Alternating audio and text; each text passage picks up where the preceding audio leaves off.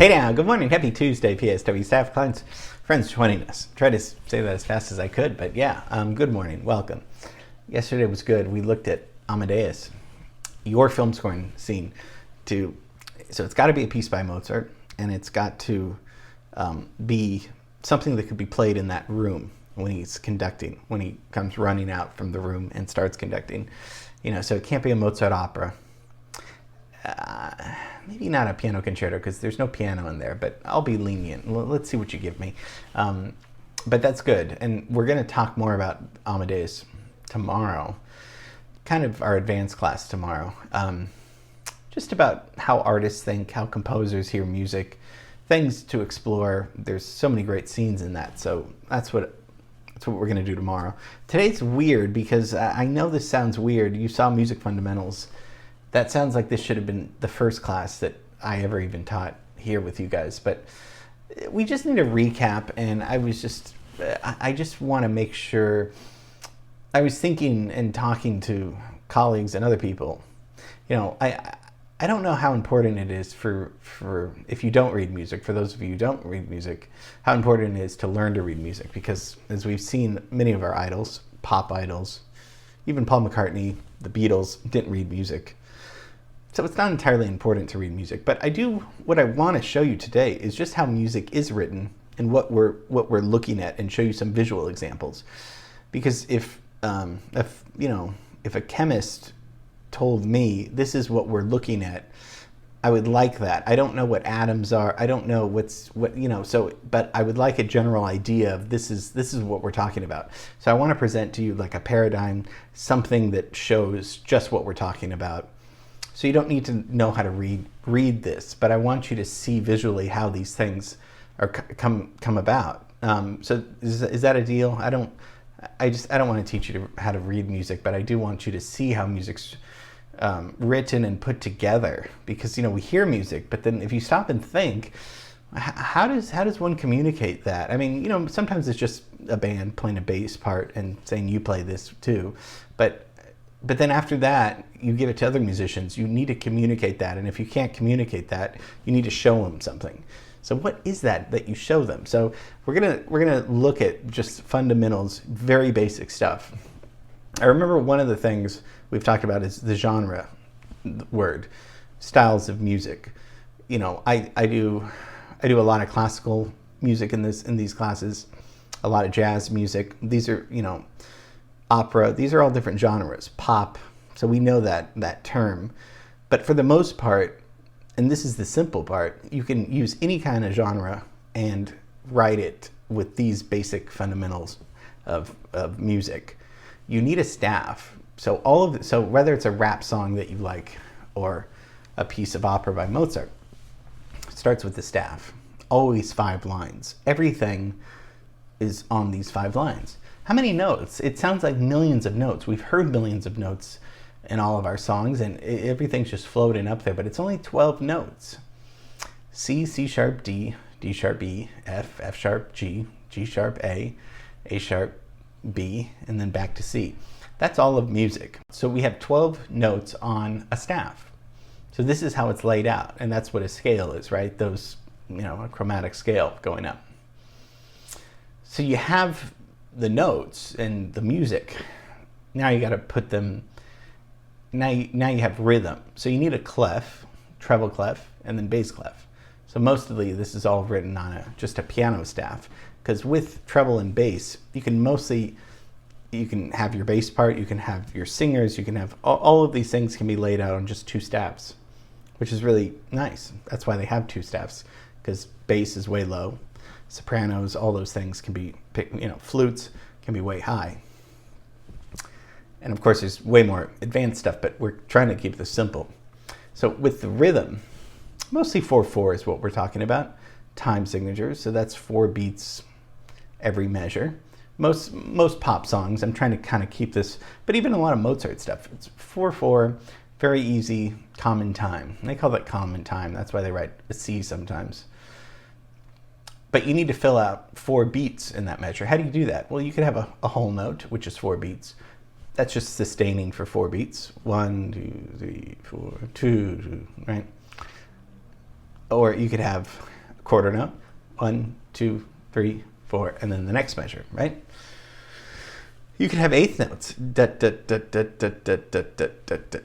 So that's eight. So do you see how these are? They're kind of. This is why math is sometimes involved. You could have 16th notes. Decca, decca, decca, decca, decca, decca, decca, decca. So what I'm singing right now, that's all just one measure. And then of course, well, like much music, it's many kinds of music. It doesn't have to be one or the other. It could be a whole note, and then it could be a half note, which is 2, and 2, eighth notes. You vary it up within a measure. It's not like you have to continue that with that measure. Rests are also really important too. Rest is what it sounds like. You don't do anything for that one beat or that one bar. Or if you're in an orchestra and you're the timpani player, you rest for 50 bars and then you come in on that last bar. So you have to count those rests in your head. That's a big responsibility.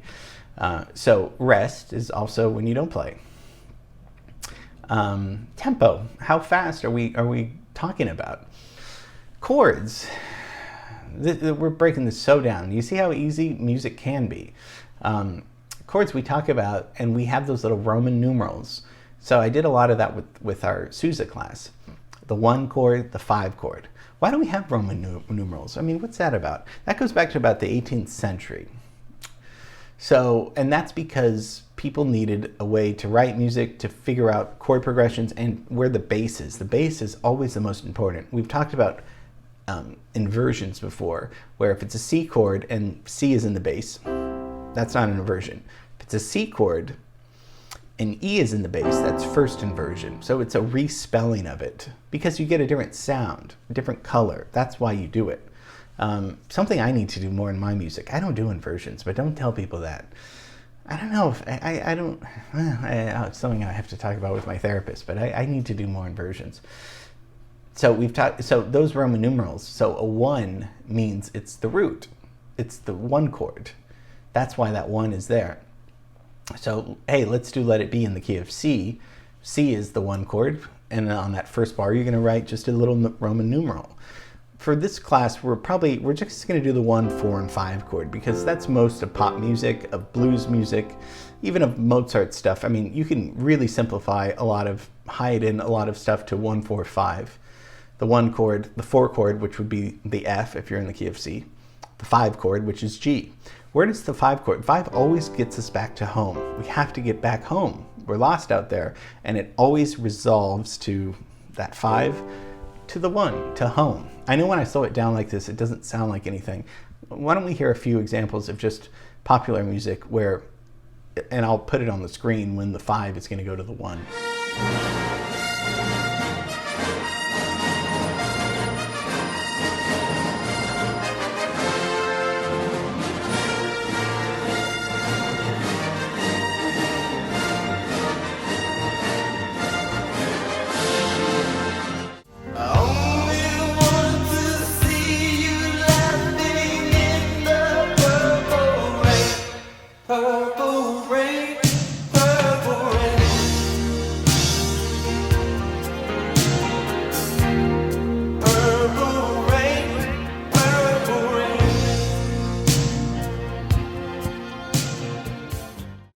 Can't you see I'm calling? A guy like you should bear a warning. It's dangerous. I'm falling.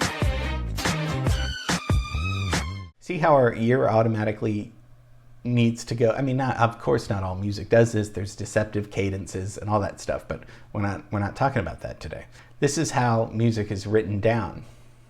And even if you don't read music, if you're in a band, you can just say the 1 chord. Okay, now we're going to the 5 chord. Of course, if you're in different keys, they all have to transpose together. But let's just keep this all in the key of C, because like Schoenberg and Prokofiev said, there's some great music that can still be written in the key of C. So we'll just keep it in this key of C. And we're going to see some of this in the Amadeus class tomorrow, because he's going to be telling Salieri what the chord is and what the tonic is and what the dominant is. So that's also why I kind of want to review today. We know what melody is. Melody is something that you whistle, that you remember. We know harmony. Harmony is just, it has to be more than one note. Counterpoint has to be more than one line going on, 2 or more lines going on. And then orchestration. How do you color it? How do you orchestrate something for, like that Rimsky-Korsakov did with the orchestra, or something that you could orchestrate something for your band members? Who's going to play what part? And is the bass going to play the melody? That's kind of interesting. That's different. Usually the bass just plays the chord progressions in the back, but the bass could play the melody. There could be no drums. There could be bongos now. So that's how you orchestrate in the studio, or orchestrate with when you're playing together.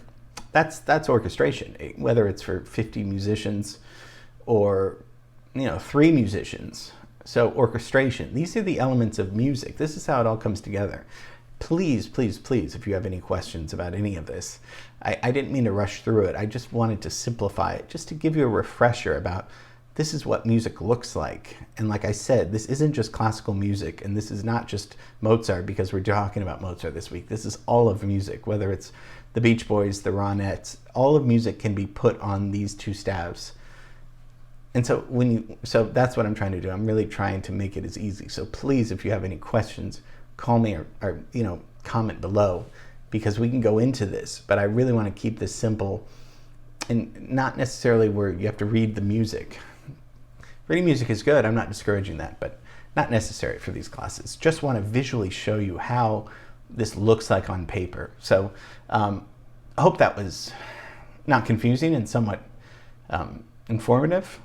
I know some of you that do read music are like, are you kidding me with this? So, don't worry about it. Tomorrow we're going to look more at Amadeus and some scenes from that. And, I don't know. I'm exhausted. Okay, nap time. I hope you enjoyed this. See you tomorrow. Bye.